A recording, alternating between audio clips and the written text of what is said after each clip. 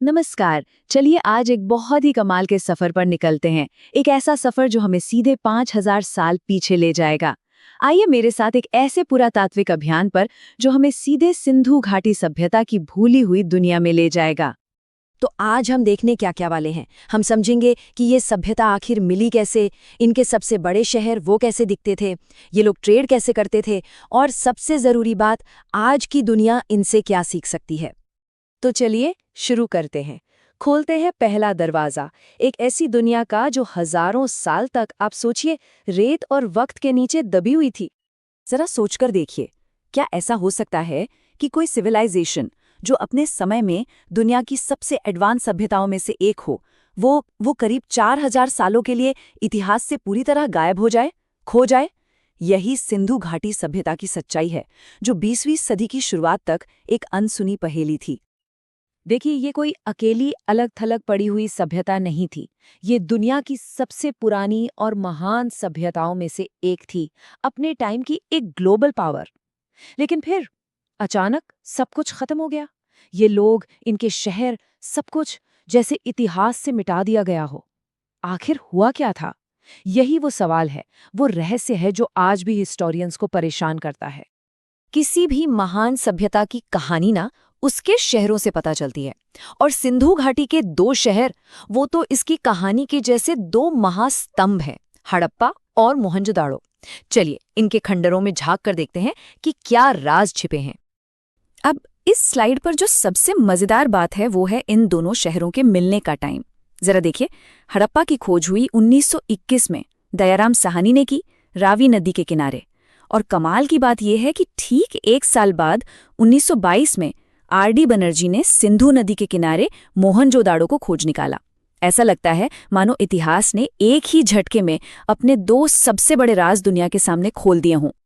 हड़प्पा की जो सबसे चौंकाने वाली खोजें हैं ना, उनमें से एक है यहाँ के बहुत बड़े बड़े अन्न भंडार, मतलब ग्रैनरीज।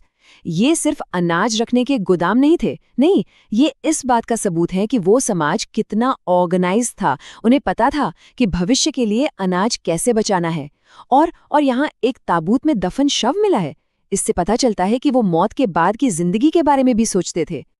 ये जो चीजें मिली है ना, ये हमें उनकी दुनिया की एक छोटी सी झलक देती हैं। देखिए, बड़े बड़े अन्न भंडार एक बहुत ही व्यवस्थित समाज को दिखाते हैं, तो वहीं लाल पत्थर का ये धड़ उनकी कला की समझ को बताता है।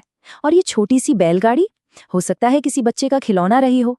यही तो वो चीजें हैं जो हमें उनके रोजमर्रा के जीवन से जोड़ती हैं। अच्छा, अब हड़प्पा से निकलते हैं और चलते हैं मृतकों के टीले की ओर, यानी मोहनजोदड़ो।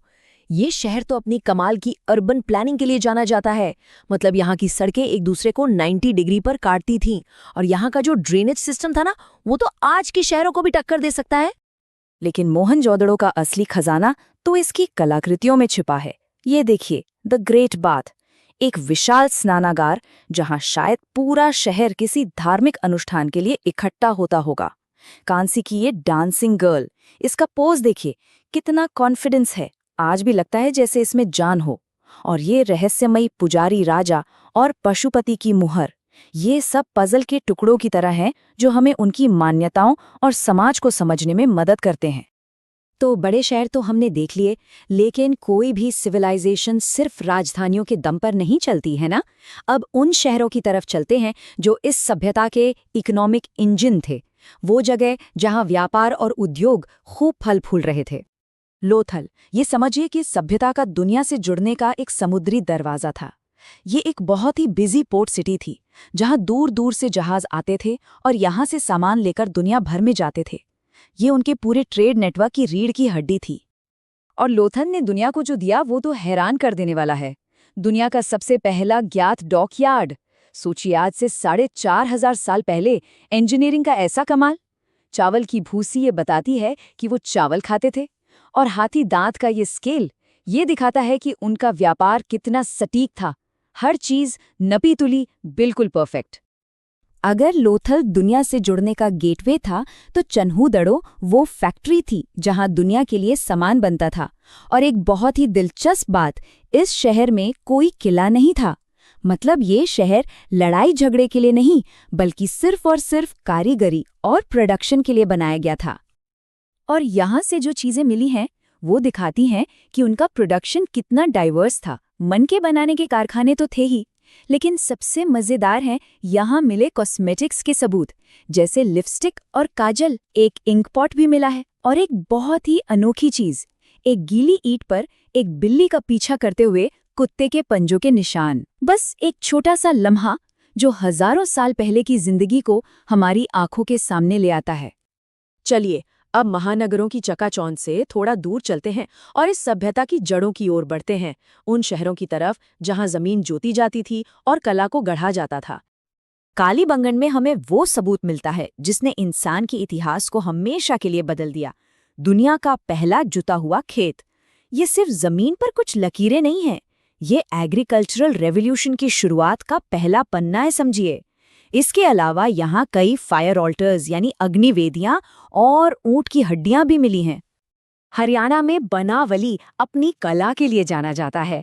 यहाँ से हल्का एक बहुत ही खूबसूरत मिट्टी का खिलौना, एक मॉडल मिला है। ये दिखाता है कि खेती किसानी उनके जीवन और उनकी संस्कृति का कितना जरूरी हिस्सा थी। यहाँ पर बहुत अच्छी क्वालिटी के जौ के दाने भी मिले हैं। तो हमने खंडार देखे, कलाकृतियां देखी। अब इस सफर के आखिर में आकर जरा रुकते हैं और सोचते हैं कि इन सब का मतलब क्या है। हजारों साल बाद ये महान सभ्यता हमें सिखाती क्या है। ये कोई छोटी मोटी एक दो शहरों वाली सभ्यता नहीं थी। अब तक 1000 से ज्यादा साइट्स खोजी जा चुकी हैं जो आज के भारत और पाकिस्तान के एक बहुत बड़े हिस्से में फैली हुई हैं। इससे इसके विशाल पैमाने और प्रभाव का अंदाजा लगता है। तो आखिर हड़प्पा की विरासत क्या है? ये सिर्फ कुछ ईंटें और मिट्टी के बर्तन नहीं है। नहीं, ये एक सोच है।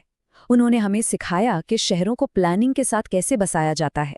उन्होंने दुनिया को दिखाया कि कैसे सटीक नाप तौल से एक बहुत बड़ा ट्रेड नेटवर्क चलाया जा सकता है। उन्होंने पानी की कीमत को समझा और अपने हाथों के हुनर से दुनिया को हैरान कर दिया। और आखिर में ये सवाल सोचने पर मजबूर करता है, जब हम आज अपने शहरों की चुनौतियों से जूझ रहे हैं, ट्रैफिक, पोल्यूशन, प्लानिंग की कमी, तो क्या हम इस प्राचीन सभ्यता से कुछ सीख सकते हैं? एक ऐसी सभ्यता जिसने प्लानिंग, सस्टेनेबिलिटी और कम्युनिटी लाइफ को सबसे ऊपर रखा। ये एक ऐसा सवाल है जो इतिहास हमसे हमारे भविष्य के लिए पूछता है। अगर आप लोगों को ये वीडियो पसंद आया हो तो आप लोग साहित्य प्रकाश यूट्यूब चैनल को अवश्य सब्सक्राइब और ऐसे ही रोज वीडियो देखने के लिए आप लोग कमेंट कर सकते हैं। धन्यवाद।